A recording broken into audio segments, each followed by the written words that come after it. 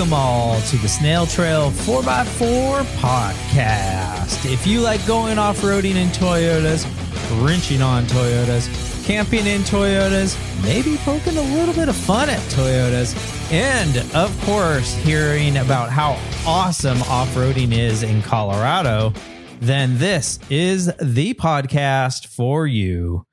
Hey everybody, I'm Jimmy Jett and I'm alone in the studio at this current moment, but I do have a fun guest interviewer that's hanging on the line right now. I have him on mute in the virtual studio. He's just watching my lips move and he's kind of probably wondering what the hell is going on. And he's going to have to hold on for just a second while I do a little bit of housekeeping, but then we're going to jump right over to this fun interview today. Let's see. First things first. We have our monthly giveaway with Wagon Tech. They're giving away an EX5 lithium cube, a 500 watt hour lithium cube. Watt hour? I hope I didn't mess that one up. It's not amp hour. I hope it's watt hour. Somebody's going to let me know. And they're giving away one of their solar panels to match up with that so that when you're out and about in the middle of nowhere, you can always have power and charge that cell phone and play your video games, because that's what I was just doing before this interview was going on. We also have the reviews coming in. Every 50 reviews that we got going, we are giving away a swag pack. 650 reviews should be coming up soon. And then 700 reviews, another swag pack. And then 750 reviews, we're giving away a set of Yokohama tires. Yes, I said that right. A set of tires we are giving away for 750 reviews. How do you enter? You need to leave a review on Apple, iTunes, Apple Podcasts, or whatever they call it over there. And yeah, that's it. That's it. All you got to do is leave that review over there on Apple. And then once we hit 750 reviews, we are going to do a random number generator, find a number, count back or forward, depending on how it looks or where it falls. And we will find the winner for the Yokohama tires. Hopefully you remember your handle or you remember your friend's handle that you used and you win the set of tires. So from there, we are going to be continuing snail mail once Tyler gets back from paternity leave. And if you want to call in and leave us a voicemail, you can do so. That phone number is area code 916-345-4744. Just a little review that all the podcast episodes have been fixed or should be fixed. If you find an episode in our backlog of podcasts that is not working correctly, please let us know, because we did change servers and to a new hosting, and it did cause some problems, but I believe everything is solved now. So you should be having no problems. But once again, if you do find something, please let us know, because we need you, our crowdsourcing opportunity here to find any potential problems. And hopefully we can solve them ASAP. April is coming up. That means gift boxes are going out and gift box tier is opening up. Super exciting for that. So if you want to get in for the gift box tier, this is a great chance. This is one of two chances this year that you can get in, and you will get a gift from Tyler and I. The gift boxes this month are pretty much done. I think all I need to do is pack them up and put labels on them and send them out. We've got everything in-house. We are a little ahead of the game, which is shocking for us, but that's super exciting at the same time. Just a few reminders on upcoming events. Well, EJS is probably coming to a close. I'm not sure how long it lasts. I know it's a hell of an event, but it's either still going on or just finished, one or the other. We have the Sue Lee Bun benefit coming up on April 13th. It's going to be a lot of fun out at Prairie City. If you want to come and see me and some friends, we will be out there. But we are asking if anybody out there has any raffle donations for the event. We always could use more raffle donations. So please hit me up and I'll get you in contact with the person that's running the raffle, and we can connect those dots and hopefully get some more prizes. More prizes equals more raffle tickets being sold, and that equals more money coming in for Sue and her family to help her beat this cancer. If you don't know who Sue is, just a quick little update that, Sue Lee Bun runs Bun Trail Welders. We've had them on the podcast a few times. We've talked about their trail welders, their setup. Fantastic individual here in the Northern California area, always willing to go out, help others, help people out on the trail, get people unstuck, solve broken problems. They love showing off their welder, so they always run out whenever there's a welding opportunity. And they help out a lot. And so now it's our turn to help them out with the chaos and craziness they have going on in their lives at the moment. So hopefully we'll see you guys out there April 13th at Prairie City for the Sioux Bun benefit. Cruise Moab's coming up of like a week after that, April 18th. I think the event officially starts. I'll be taking off a few days earlier as I drive out that direction. So if you're going to be at Cruise Moab, come say hi to me. That's a fun event. I will be showing some stuff off at the vendor show. So I will, hopefully, fingers crossed, I'll be in the little stadium or like whatever their show, the showroom or whatever they call that place. I can't remember. All right, last one. June 1st is Marlin Crawler Celebration of Life down at the Clovis Fairgrounds in Clovis or Fresno. I still haven't looked out exactly where that is. I'm probably going to go down there a day early and maybe we'll do a meetup at a bar or something the night before. I know there's a few people that want to do a trail run. I might be able to join somebody or go out and do like Bald Mountain or something, depending on the if there's still snow or not up there. We'll see. But I'm always open to the idea of getting friends together and going out and having a good time. So if you're going to be down there, let me know. Hit me up. I'll try to keep a little list of who's going and who's going to be where, and I'll figure out what the game plan is, and I'll let everybody know. All right, well, let's move over to today's interview with JD from the Trailhead Podcast. JD is a fantastic individual. We've been chatting via email for a little while now. I don't know if it's true or not, but I think he was saying that SnailTrail4x4 Podcast was one of the inspirations and one of the things that got him going to make his own podcast, which is super exciting. JD grew up in the Chicago area, moved to Colorado in the last few years, maybe 10 or so years ago, and has been loving life in Colorado. He also is one of the writers for Trails Offroad, the guiding trail, not guiding, the trail network, trail reviews and information website out there, which is a fantastic feature to figure out where some trails are, what trails are rated, how difficult they might be. Can your rig make it?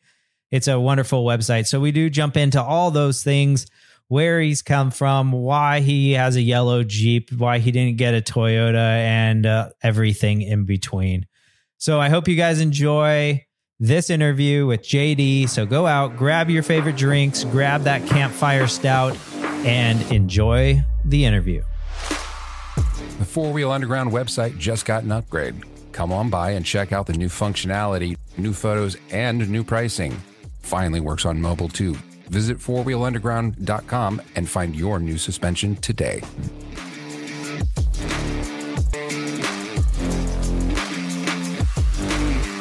Welcome back, ladies, gentle ladies, kiddos, doggos, cats. I wonder if there's even any trail cats out there. That'd be kind of interesting. But I have a gentleman here today from another podcast, JD from the Trailhead Podcast. Welcome to SnailTrail4x4. How are you? Thanks, man. How are you doing? I'm doing well. Thanks for asking. Do you think there's any trail cats? I know there are some trail cats. Oh, really? Yeah. 2 years ago, I ran a run up to Argentine Pass, which is a trail that I know my listeners hate me or tired of me talking about already. But it's my favorite trail here in Colorado. And I ran probably about 10 rigs up there. And one of them, like, we get to the middle point and everybody gets out of their vehicles. And this guy's just got a Maine Coon cat that's just crawling around his shoulders. Wow. And then a couple weeks ago, I talked with a pet safety person. And she was telling me that it's like a big thing now. Like, there are places that are specifically like finding those kinds of cats and selling them as adventure cats. It's a big deal. Interesting. I've never heard of that. I wonder if, like, do they have to be on leash? Like, he was on leash. And I feel like that's for their safety and other people's safety. I mean, I don't imagine I'd ever get clawed by a cat, but you never know. Yeah. That would be interesting. They bury their own poop, so I wonder if you still have to clean that up. Oh yeah, I don't know how you. That's a whole line of questioning I didn't think about. It was, how do you handle the nature situation? Do you just treat it like a dog walking him down the street and cat just stops a squat? I don't know. I have no idea. How random of a start of a conversation. This is the most random. I mean, it's kind of on par for me, but I like it. It works. Yeah. I think it's a good way to start. I think we should start a whole movement of like trail cats. We could start an Instagram account. We can, start a Toyota and Jeep group page with all the trail cats out there.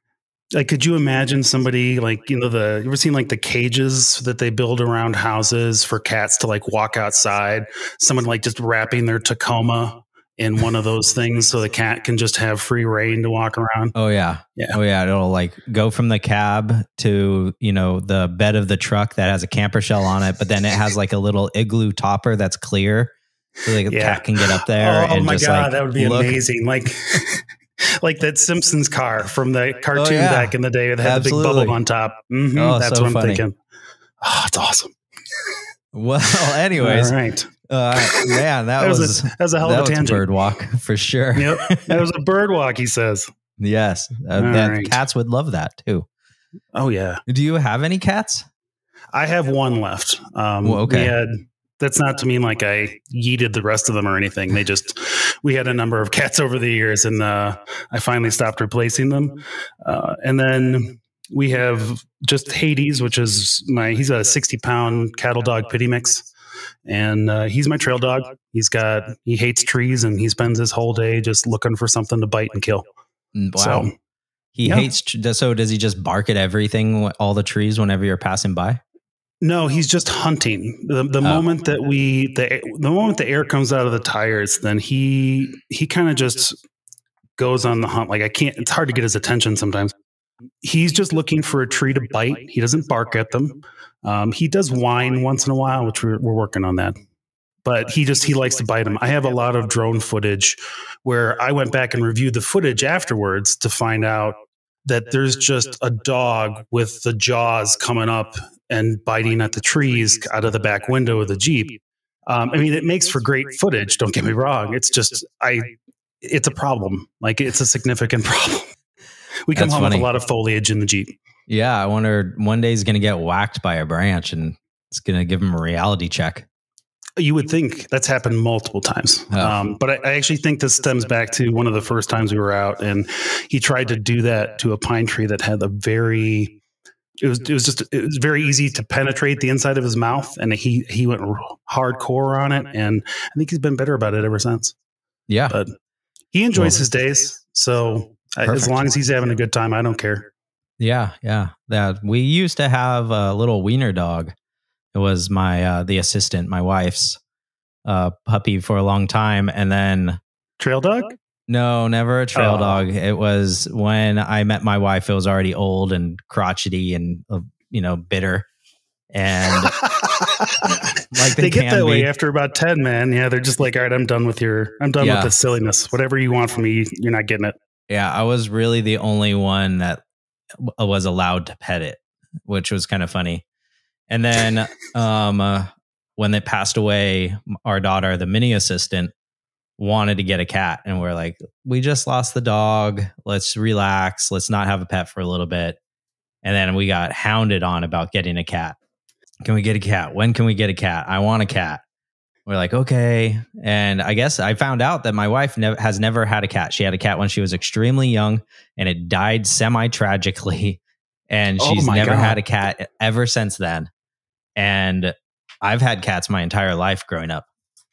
So it wasn't that big of a deal. So then on the mini assistant's birthday, about 2 years ago, we got a cat.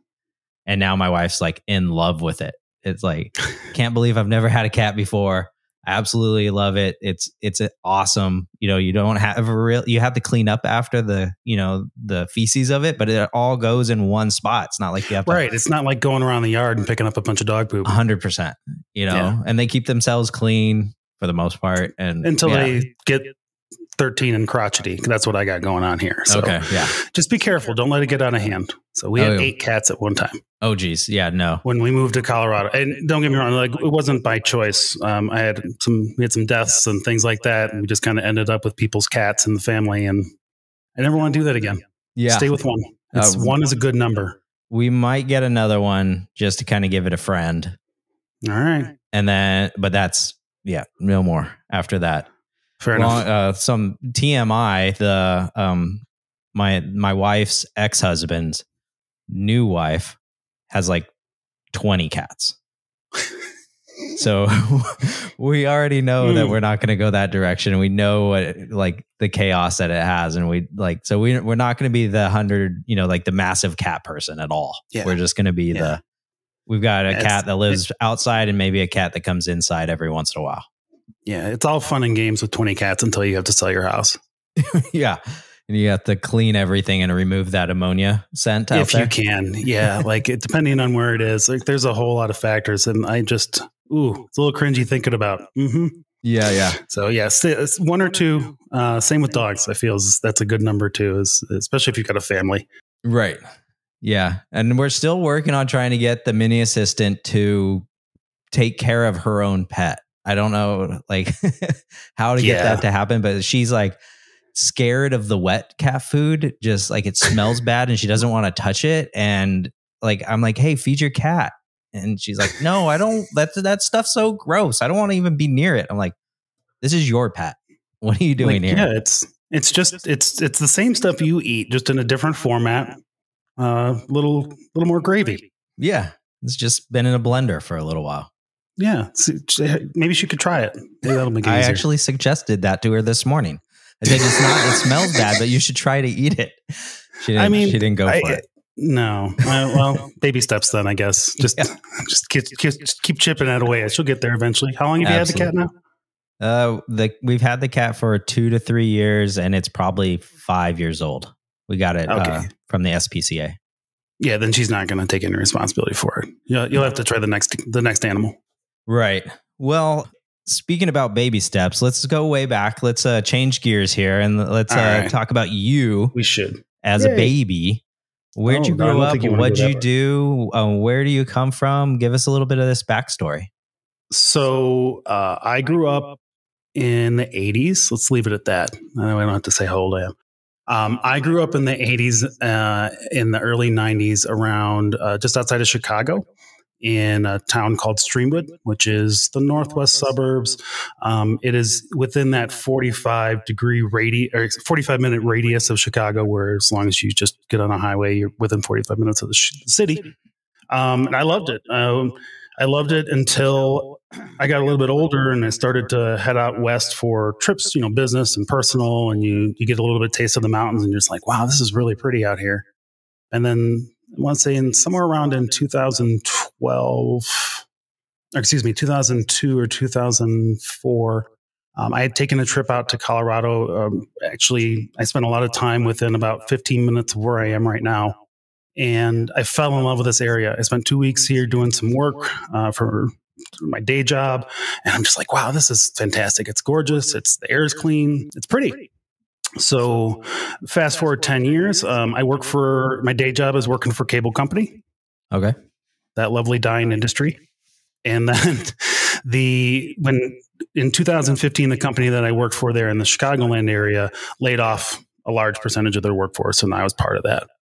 And then a few months later, I got a job offer for one of the cable companies that works out here. And we moved out to Colorado in early 2015. And then at that point, I'd had a Jeep for 20 years of my life. Oh, wow. Okay.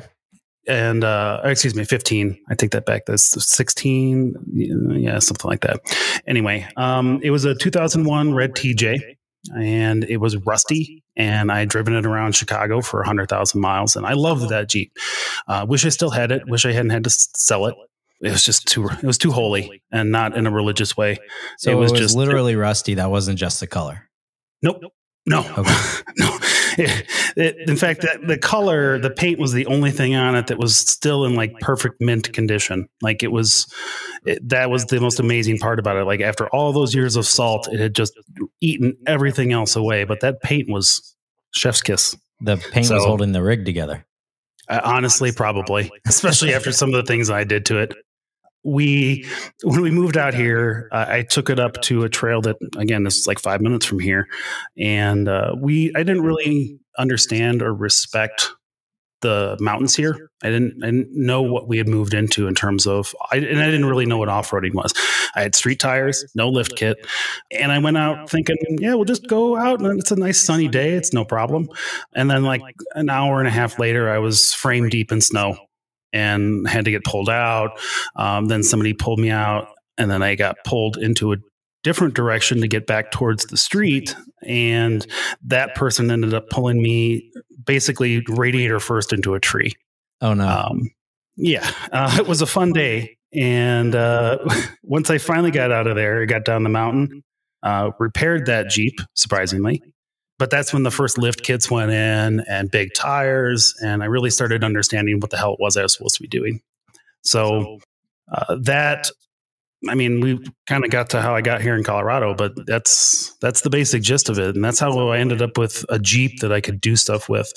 And I did probably 6 months to a year. And then in 2016, I had not started really, I had started doing stuff for Trails Off-Road at that point, but I'd only been out a few times to some of the more popular trails here, people kind of giving me the how-to on how to get around here in Colorado, learning how to use the new lift and the tires. And it ended up being way more Jeep than I needed. It was like a 4.5-inch lift and had these, 33-inch tires. It was supposed to be a rock crawler, and I'm not a rock crawler.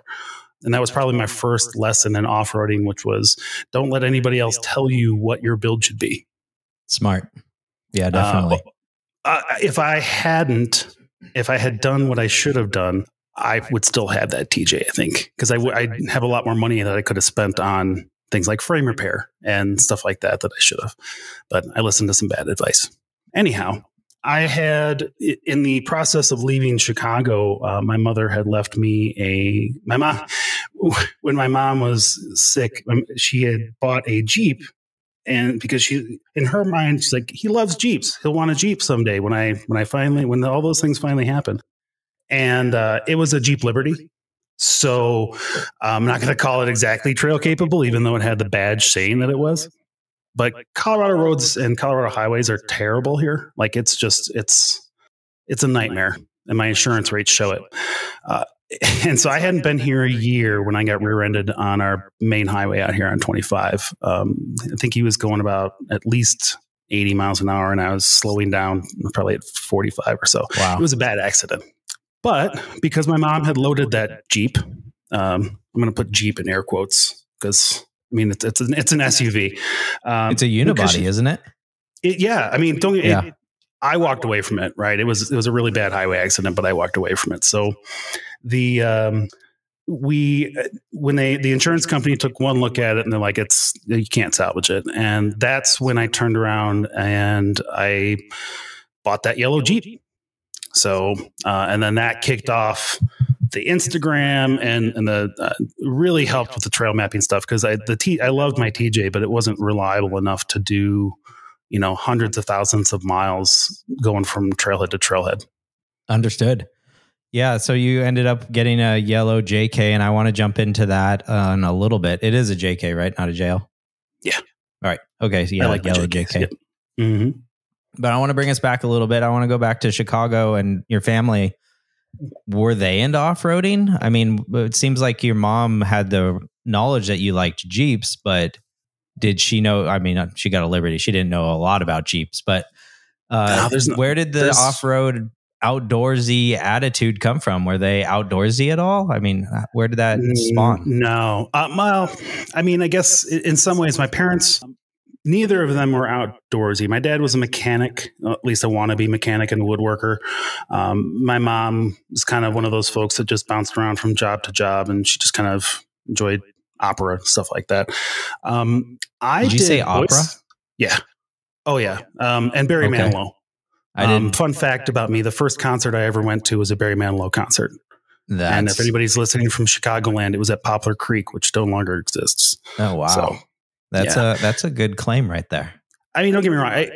I've been to more Barry concerts than I probably can count, thanks to my mother. You need to play those 2 truths and a lie game. That should be one of them. That should be one of them. I think I've actually done that. I think I've actually, you may have hit that one on the head. I feel like I actually have used that one. But yeah, it's just he puts on a good show. You know, it's just like whatever it does, as long as you have a good time. But my mom enjoyed him. So anyway, I think, you know, if I had to pin something to the outdoors piece, it had to be Boy Scouts. Okay. Like I did that from, I don't know how old I was. I just know I did it until I was like 14, 15. So like I got 2 levels away from Eagle Scout, and it got to be too much time and effort for me. And I loved that. Was fun. Like I enjoyed that. I enjoyed going out into the woods. I enjoyed spending time away from, you know, just city noise as a whole. I don't think I realized how much I enjoyed it because of the environment that Illinois is, because there's not a whole lot of places to camp. There's no places to like off-road or even really get your tires dirty. When I was 22 or 23, I have this photo somewhere, but I have a photo of that TJ, again, buried to the frame. And this time was in mud on a DNR road, questionable legality. I was a child. I apologize for my transgressions. And we were just tearing ass through we were just tearing through a mud hole there. And it was... I enjoyed that. I think that may have been the seed of putting the outdoor piece and actually using the Jeep to do stupid stuff in. Sure. I can see that. I never was a Boy Scout. I did it for a year because I wanted to do Pinewood Derby stuff. I thought that was a lot of fun, but I never really did any of I never got a merit badge or I did really any of that. But I could see how going from Boy Scouting and backpacking and loving of the outdoors is an easy transition into off-roading and going camping and, using instead of your feet as the mode of transportation, but getting some wheels to take you out to go camping. Yeah, it's all the same skills, right? Yeah. It's all like when it comes to survival and taking care of yourself, it's all the same stuff. It's just you, in the case of a vehicle, you have the opportunity to bring more stuff with you. Absolutely. You can bring a barbecue instead of your little camp stove. Exactly. Or fridge nowadays. Yeah, or fridge or hammocks. I mean, there's I've seen some real interesting stuff out there recently. I like the overland market's real interesting. I sleep very well in a hammock. My back is too bad for that. I don't think. Yeah. I don't think I'd ever actually get out of bed at that point. It would just be like, I'm just going to stay here. You guys are going to have to bring this hammock back to town. Yeah, if I go solo, nobody else in my rig, no passengers, I'll usually end up hammock camping during the summer. Nice. And if like my wife comes with me or the kiddo or a buddy, like we'll jump up in the rooftop tent. But most of the time, if I'm alone in my own rig and my own, camping, not alone in the group, I'm out with a group, but just not worried about anybody else sleeping situations, I'll hammock camp. I wish I could, man. That'd be ideal for a person with only a 2-door. Yeah. I don't have a whole lot of space to begin with. Yeah. So you went from growing up, being a Boy Scout in Chicago. Did you ever, actually, I wanted to ask you this. I can't really recall the name of the company, but is it called Second Sin, the Second comedy City show? Have you ever gone to that? Yeah. No. And you know what? So if I have a few regrets before we moved out of Chicago. One of them was never getting to Second City. Second City. Yeah. Okay. That's what it was. There are other improv locations and other improv troupes within Chicagoland because like Second City basically has like feeders that feed into it from the outside. And we saw some of those, but I never actually got to the one like where all the SNL people did all that stuff because that would have been amazing. There are some good clubs though in Chicago for comedy, and it's one of the really fun places to see live comedy, like stand-up comedy, because of that talent pool that is there. Sure. Yeah. We did a family trip to Chicago many moons ago, and we actually went to see Second City, and it was that's fun. Absolutely hilarious. I was an appropriate age, but I have a younger brother who didn't quite get all the jokes that was happening. If you understand, there's a lot of innuendo, especially when it's not being broadcast on live TV, like Whose Line. Mm-hmm. It was a lot of fun. I mean, it was really interesting. I got an introduction to sort of improv and how it worked and the joys of it. And I could, if I was living life again, I would probably have some fun doing improv. I think it would I'd want to be an improv engineer, like day job engineer, but doing improv at night. I think that'd be fun. If Tyler is out right now, I feel like you have a perfect opportunity here to go like do some classes and learn something new. I'll just start an improv. This will transition into an improv podcast here shortly. I mean, it's multiple streams of income at this point in life, right? I'm there. I'm already there, and I've seriously considered thinning the herd because I'm just pulled in too many directions at the moment, and I can't figure out life. Yeah, it's a real problem, and I'm not sure what the answer is, to be honest with you. Yeah. Yeah. So let's move into, you got a yellow Jeep. You started hitting the trails more. I would love to talk about Colorado trails because I really don't know a whole lot besides your favorite one and like Black Bear Pass. Okay. But I also want to, and you can do the timeline for us here, but I also do want to talk about you starting to write for Trails Offroad. So okay. I don't know how you want to move from one to the other there. Just take us in the direction, and why don't you take the lead right now? Yeah, that's an easy transition to make. So obviously, because of where I live in Denver, not Denver. I live halfway between Denver and Colorado Springs in a town called Monument here. And it's a great launching point for pretty much the entire Front Range of Colorado. And what makes that cool is it gives me an opportunity to get to all of the places that a lot of people frequent here from the Front Range. So because it's close to civilization, it's a lot easier for people to go, 45 minutes to an hour from their house and have a good day wheeling and then come back. There's a lot of that here. And when I got here with the TJ, we were looking for stuff to do. So we would go from place to place.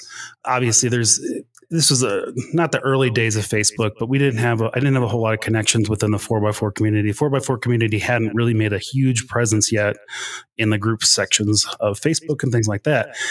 I was getting a lot of information from a site that I'll remain nameless because they're still out there and they're still giving people bad information. It's not one of the big guys. It's just it's a small blog here in Colorado. And I would go to that site, and I would say 40% of the time it would be pretty decent information. The problem was the 60% of the time was so frustrating.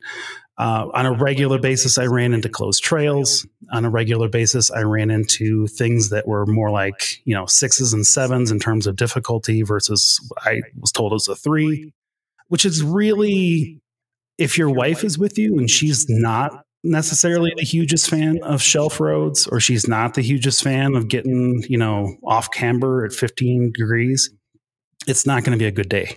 So we went to, we did one of the trails now that is actually one of my favorite, just easy trails. Like if it's basically a Forest Service road through the Haymanburg, which was a 135,000 acre burn here in Colorado. And until 2020 had been the largest one in history. Wow. Okay. It's gorgeous though. Like it's because the forest has been kind of stripped away. Like you just get some really sweeping views and you get to see stuff that you wouldn't see normally. It's one of my favorites. It's one of the easiest ones that I tell people to go to when you could take a Prius on it in good weather. But I had gone to a trail here. There's a set of trails here called the Gulches, and they're very contested trails. Because of that fire, they had been closed at a county line and then reopened and then closed again. And then like the history on this trail goes back to 2002, whenever the fire started, up until now. It's actually still a legal fight today. But technically, the trail is closed at the county line. You can't go to the river there, the South Platte River. And then you can't go over to a trail that is completely closed on the other side, which is called Corral Creek. Except this website that I was on had no mention of the fact. In 2015, made no mention of the fact that it had been closed for a decade. Wow. Okay. And I think I've even heard of that trail. Corral Creek? Yeah. Okay. That whole like loop is really, it's one of the ones that are more well-known, like the red cones and the rest. So just because of the controversy around it, especially to today. But anyway, we get out. So we get out there, load up from, my house at the time to that trailhead. It's like an hour and a half. And then the goal was to do that and then go do Hackett and climb out of the valley and then go home, which would have put us closer to home. Great. That whole timing thing works out. And then of course you drive an hour and a half and we ran into a gate and I was beside myself. I was incredulous, upset. So we drove another hour and a half to drive around, to the other end of Goose Creek and come back around up another trail called Cedar Mountain to try to get to Hackett, only to find out that the trail I wanted to go on Hackett was going to be too much for my wife because it was going to be a really big rock obstacle and stuff like that. And it was a long day. Like we got home and I'm just like, this could have been all prevented like with just a little bit of basic update and information. Sure. So was this in the TJ or the JK?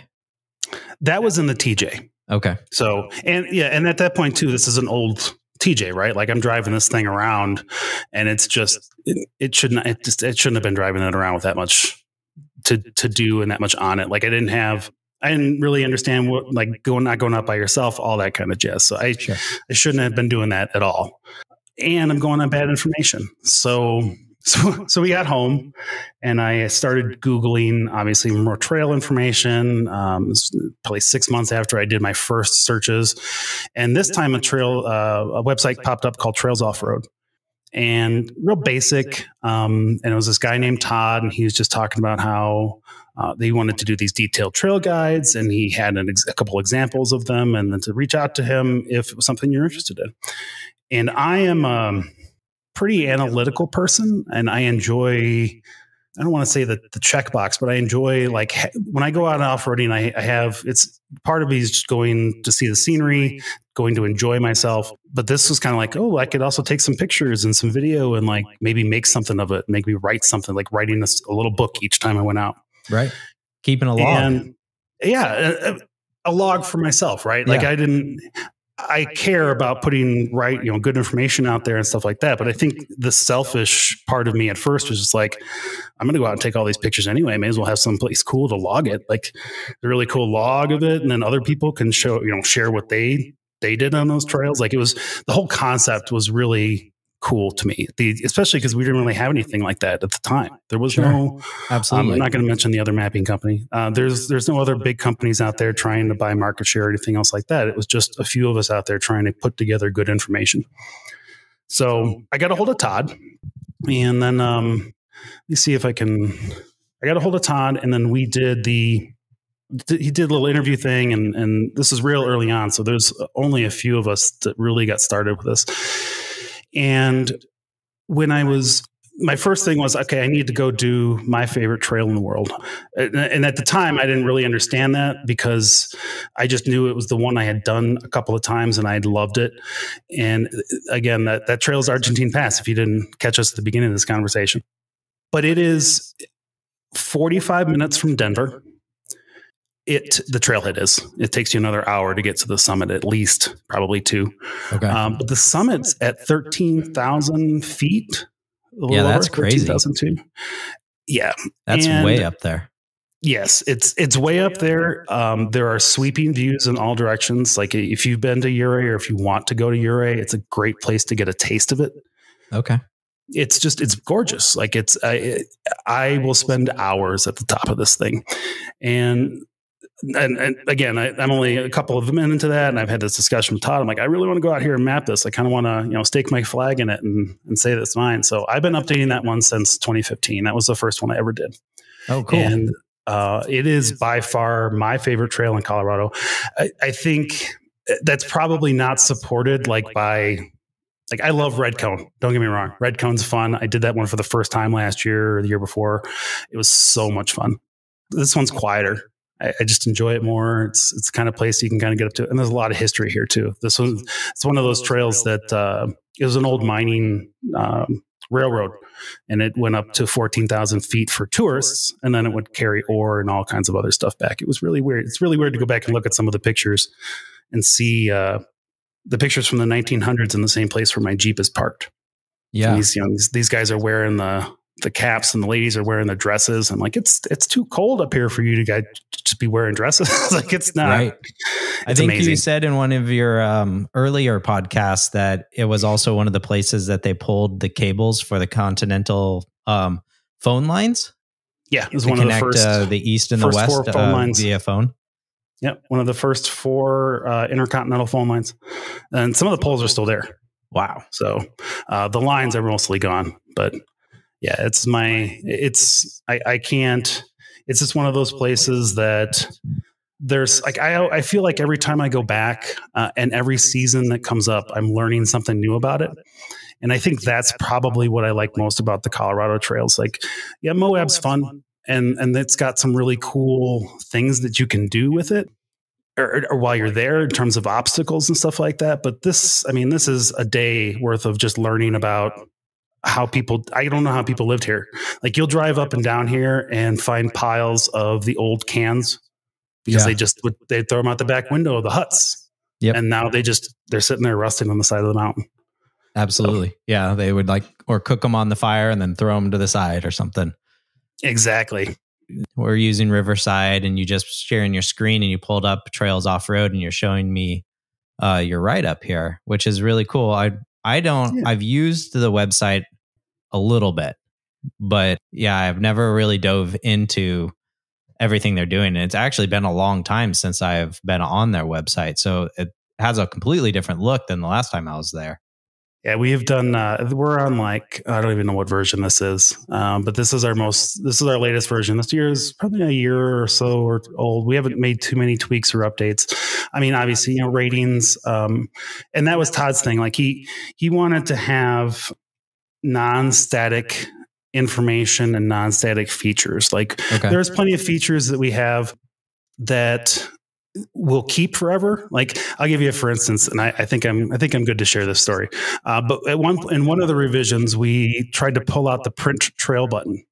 You're like, who's still doing the MapQuest directions? Like, sure, for real, right, we have an app. And that was kind of a stopgap for us. We didn't have an app at the time. We wanted people to have the information. Now we have an app, but people still love their paper, so we had to put that back in. But everything else, like, we'll add in a new feature here and there. We'll try to figure out how to make things a bit smoother for the person reading it. The basic gist is still the same. Just really good basic information about legal, legit trails. And so the highlights, and there was a highlight part for him.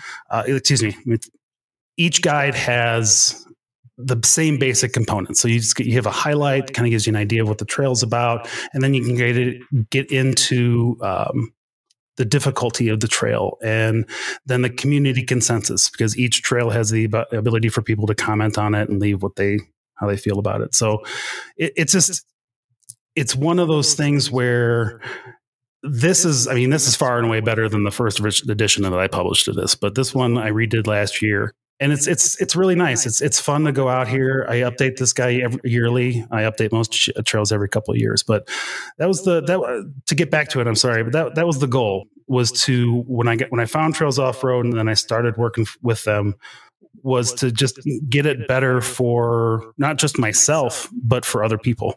Because if I'm gonna be going and doing all this research for myself, I may as well share it with other people so they don't have to repeat it. And then maybe we can do more the next time we go out, because now I have more information, and it's kind of builds on each other.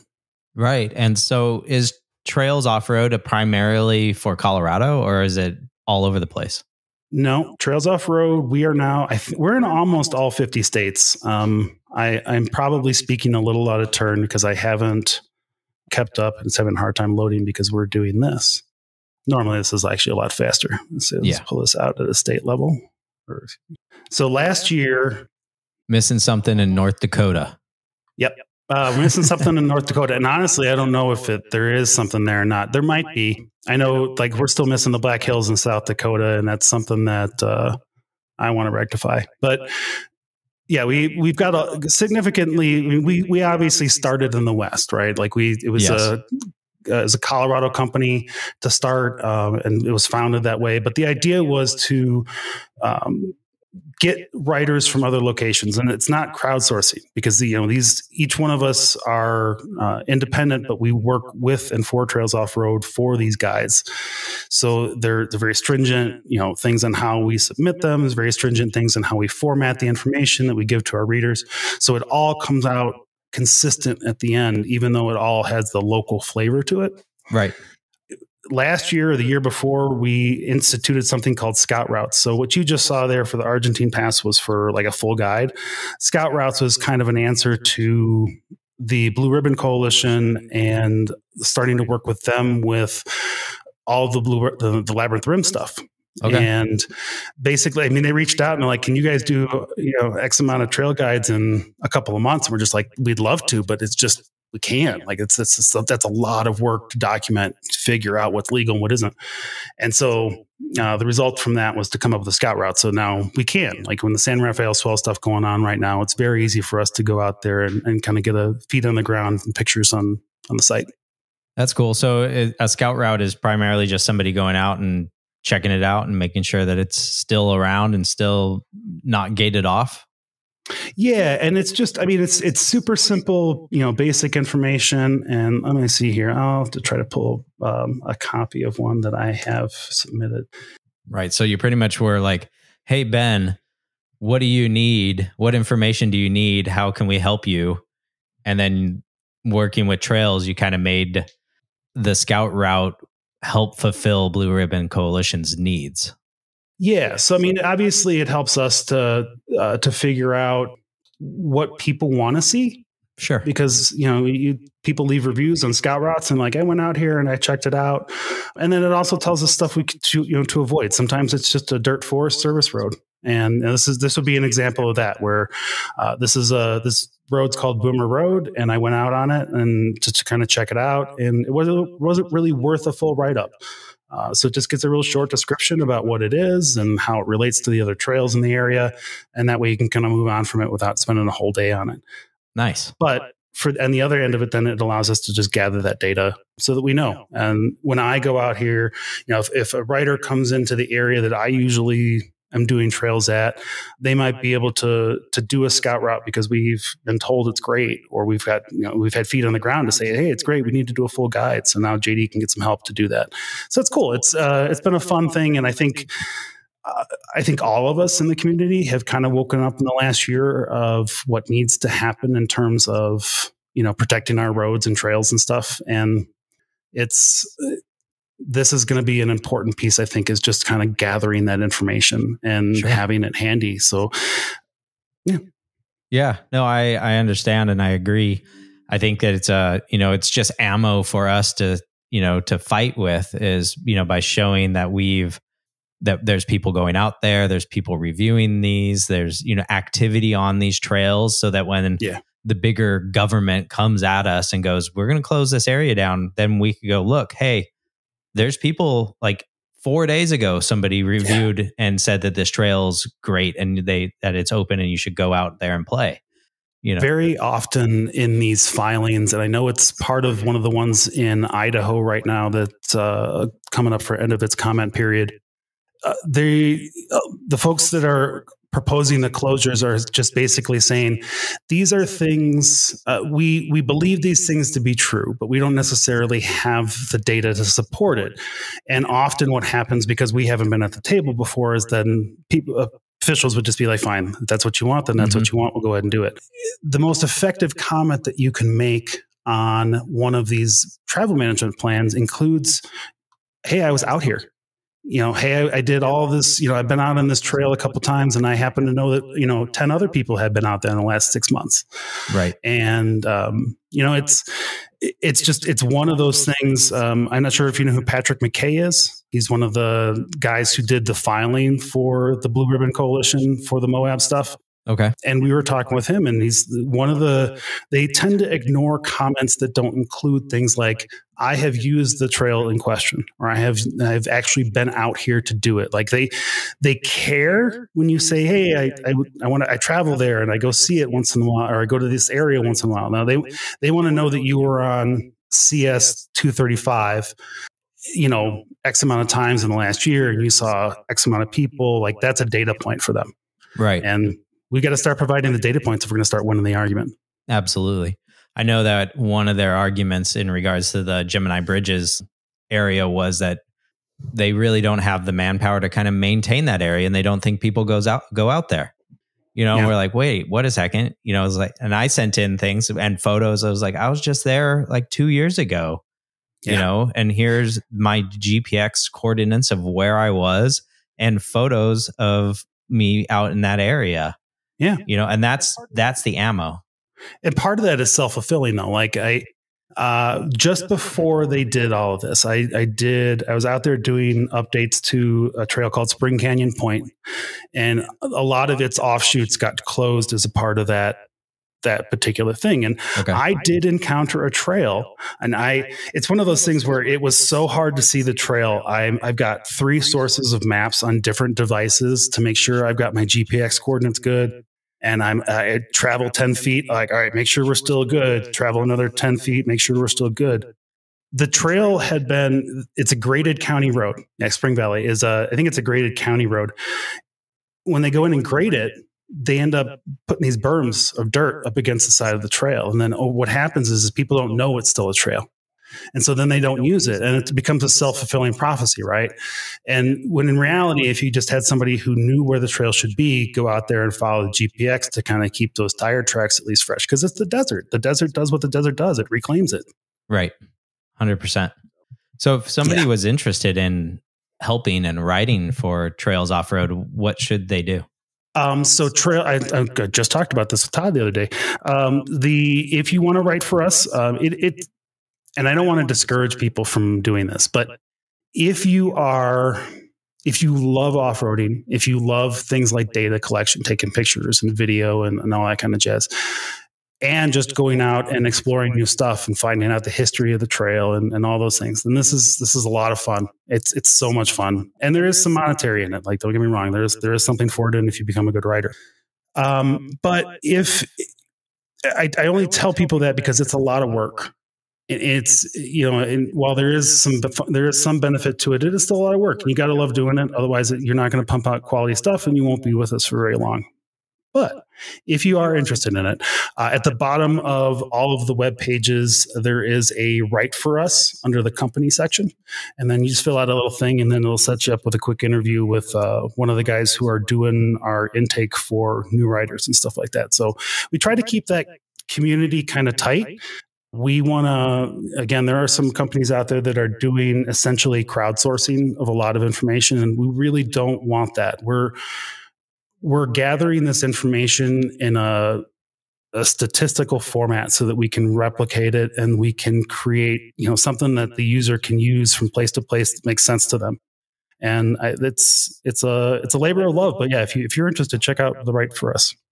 Yeah, and especially if you're in North Dakota. Especially if you're in North Dakota.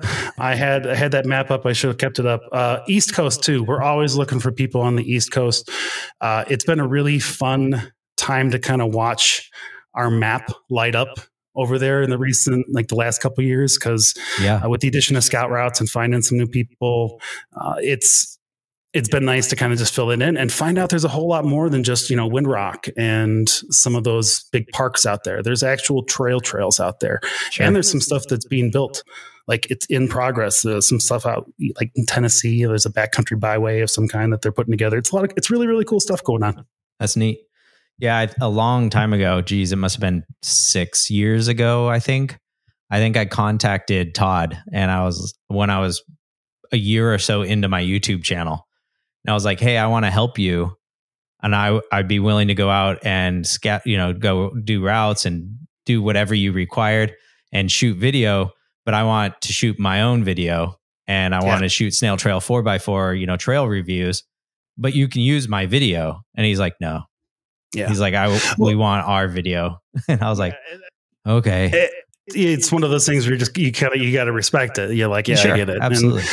And that's something that, you know, I have to kind of walk that line as well. You know, like I have my own brand, if you will, and the Trails Off-Road is, you know, I'm not an employee of theirs. I work with them and I do a lot of work for them, but you know, it's always a weird spot to be. And I think if Scout Routes had been around when you asked him the first time, it probably would have been a better option for you.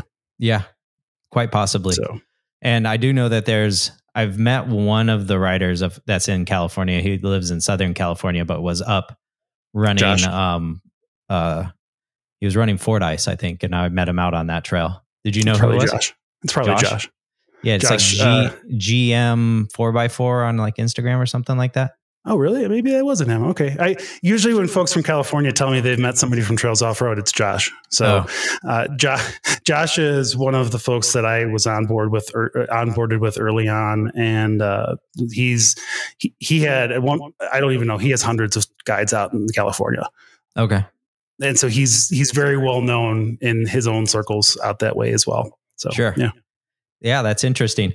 And so going from enjoying off-roading in your yellow JK to a two-door JK, which is unique nowadays, right? That's no not kids. the normal. And then riding for trails off-road, you've kind of, what do I want to say? You combined all those avenues, and you've now started a podcast kind of talking about trails and reviewing trails and talking about fun and off-roading in our community. Yeah, a little bit. Yeah, we don't really do a whole lot of reviews of trails. Okay. I think so. I am a big fan. You know, we mentioned the long-time listener, first-time caller kind of stuff. Yeah, I love, and this will be an obscure reference for some, and then everybody else is just going to cock their head like their dog listening to the radio right now. But I'm a huge fan of the Bob and Tom Show. And there it is. See, had to the side. I've never heard of that. Yeah. And you probably wouldn't. It's a Midwest show based out of Indiana. Okay. I was introduced to it way too young of an age. And it's just a morning zoo radio show. And it's really nothing special about it. It's just not like a shock jock radio show. So it's you have a mom figure and a kind of a dad figure and a crazy couple of kids. And they're all adults, but it's just, you get to know people over a period of time. And I think when, you know, after a couple of years of kind of establishing the trail guides that I had here that were stuff that I could update on a regular basis that were close to my home, you kind of start settling back and say, okay, what's the next part for me if I want to do next part? And I think the pieces with the land advocacy stuff and the pieces with the general education, there's too many people that get into the sport that don't know anything about it. And I don't feel like going snow wheeling in street tires and probably not even airing down. See, there's people like that, right? There's people like that. And then they break the radiator and then they got to spend another 6 months waiting for another vehicle. Yeah. And that's the thing. Like, I wish somebody had been there to say, don't put that 4-inch lift in yet. Wait, go out, spend 6 months checking out different trails first with a buddy, and then see what you want to do. So, you know, see what the kind of trails are that you like to do. See if you like to do the rock crawl and see if you like to go, you know. So anyway, that was my goal when I started this, was to kind of like give the audience a chance to sit with us and have that conversation in that kind of a free flowing morning zoo kind of an attitude. So we started off, we had some disasters at the start. I think anybody who's starting one of these does. And we tried to do interviews and live shows at the same time, and that just did not work out. That turned into a mess. But we refocused a little bit, and the live shows have kind of turned into just what I remember as being a morning zoo kind of a thing.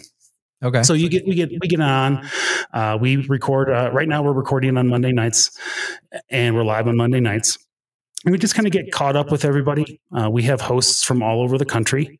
One of the other goals was to have different voices, right? Like I am not a rock crawler. I consider myself a middle of the road. You know, I got the 2.5-inch lift, 3-inch lift with the 35-inch tires. It's my daily driver with 130,000 miles on it. And I got to get it to and from the trailhead, no trailer. We have a couple of hosts that are hardcore rock crawlers that live in Sand Hollow or near Sand Hollow. And that's all they do. Pope and Randy are out there on a regular basis breaking their stuff, and they have a great time doing it. But that's not what I will do Sand Hollow at some point, but it's not my go-to. And I'm going to be really, really trying not to break anything while I'm out there. And then, we have like Jason. Jason's in Idaho. Jason has, he's got that real dense forest stuff, and that forest that they can tear through mud puddles because it rains there constantly. They can, dig through trails and put in logs because that's just the nature of the forest there. It's different than it is here in Colorado. Alyssa's in Arizona, and Ryan's out in South Carolina. And then depending on whose availability, it's always me. So you're always stuck with me no matter what, if you're listening to us. But there's usually 2 or 3 other hosts for the live shows, and we just kind of get caught up on what's going on. We usually go through news. We'll talk land use stuff. We'll talk other shows that we recorded for the interviews and things like that. So it's, and the part that's now becoming great about that is that we're starting to get our listeners to feedback. And I know you and Tyler have really been getting the voicemails, and I am envious of the amount of listener fan mail you get and voicemails you get. I got to bow down to you. This is amazing. I look forward to do a whole show on it. Yeah. Yeah.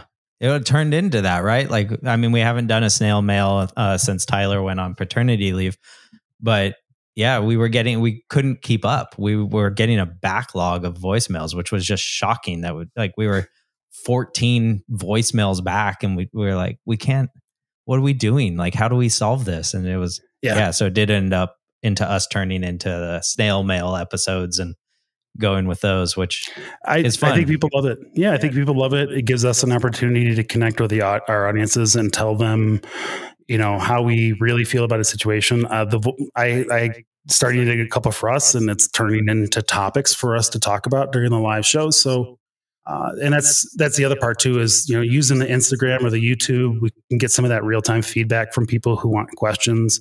Yep. And some of those people are almost obsessive. I feel like they're around a lot, and I'm not sure why they like us so much, but hey, it's a small but dedicated audience right now. Hey, you start there and you build them into super fans, and then those fans tell fans, and the wheel goes around and you grow.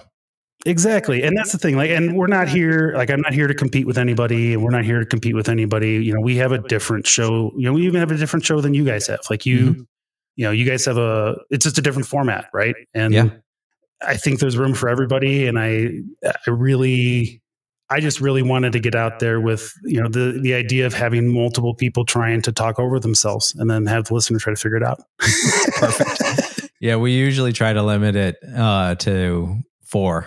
We found on our end, we find even Tyler and I we'll talk over each other, but 3 is a great number for an interview style, because everybody's used to Tyler and I.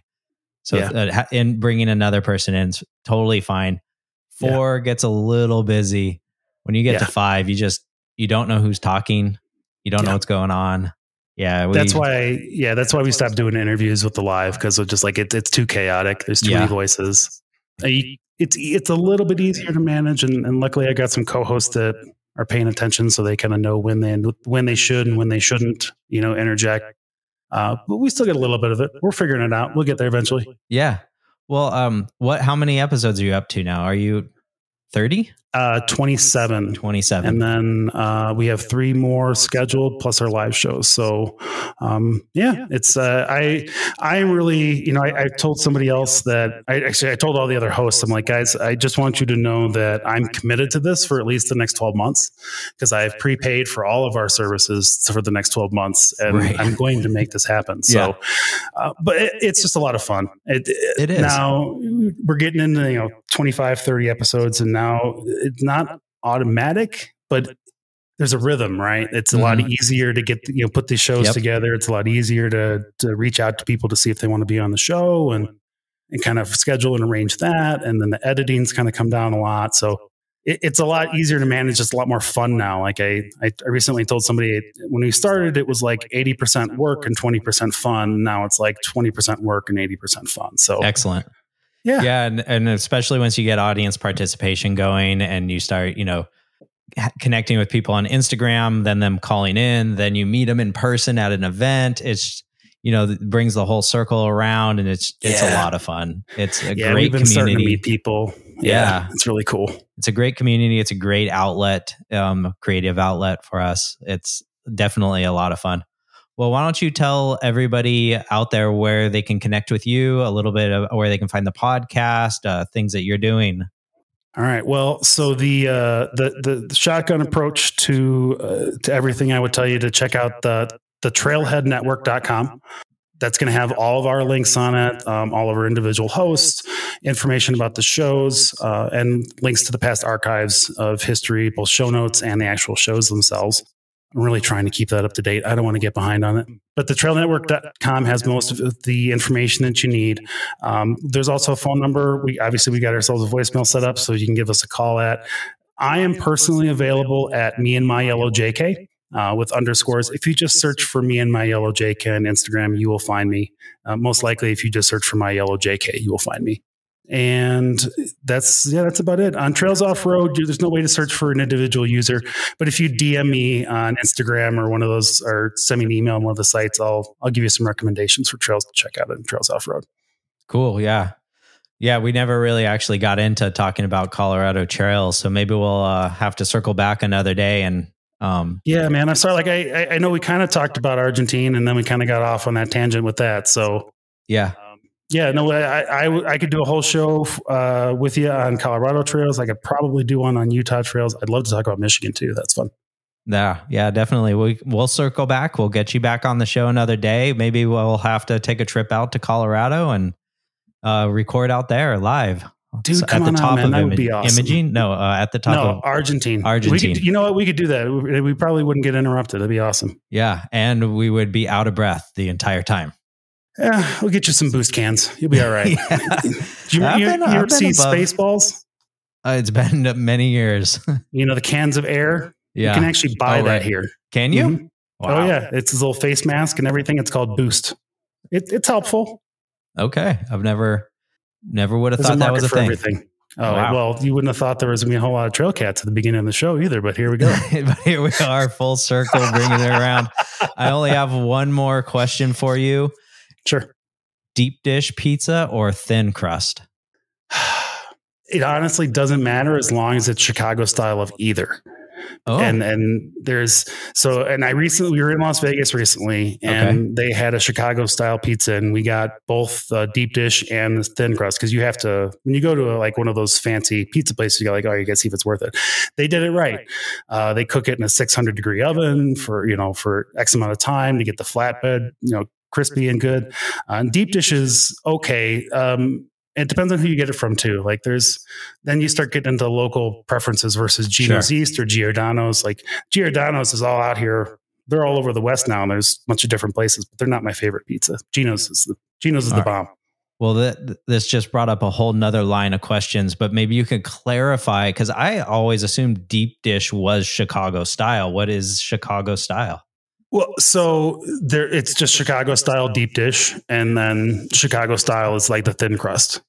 But what makes it a Chicago style? Is there something different about the way they cook it or prepare it, or is there the deep dish? Well, okay, maybe Which I'm not. One? So I assumed all deep dishes were Chicago style. Probably. I think that would probably where they came from. I'm guessing there's more history there. I don't know. Okay. There might be an Italian history there. I don't know about cooking pizzas like that. I think it's just Chicago's just famous for the way they cook it in the pan and with the cornmeal crust. I think that's the big kicker for Chicago. Okay. My wife's tried to do it here a couple times in the house, and it's gotten close, but it's still not the same. Plus, you're cooking at 7,000 feet. That's a whole other problem. Yeah. Yeah, that would be interesting. You either need way more heat or longer time or something like that.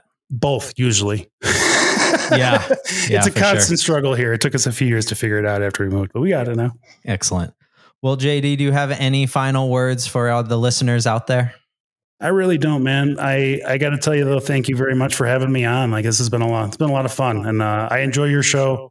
We have stolen a couple things from you. I'll be honest with you. We stole your 50 review idea, so we're doing that kind of stuff. And but yeah, other than that, man, it's this has been a lot of fun. I look forward to getting a chance to, actually meeting you in person at some point down the road and meeting some of the other folks that I've met. It's been in a short period of time, I've met a lot of cool people, and I'm really looking forward to seeing what the next 30 and 50 and 100 episodes of that show go. Excellent. That's fantastic. And kudos to you and everything that you guys are doing out there. Steal everything, man. I fully am there with what is it? The rising tide rises all ships, or whatever that saying is. We're here to help. We're here to have fun. There's no competition. We enjoy it. So yeah, take whatever you need. Feel free. And with that, my friends, keep crawling.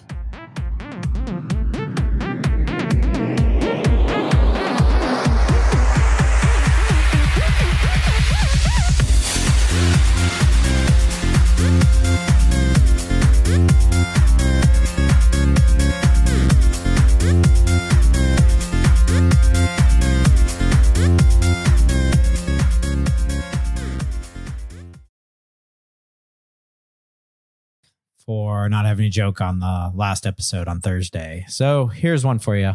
I told the assistant that she should embrace her mistakes. So she gave me a hug.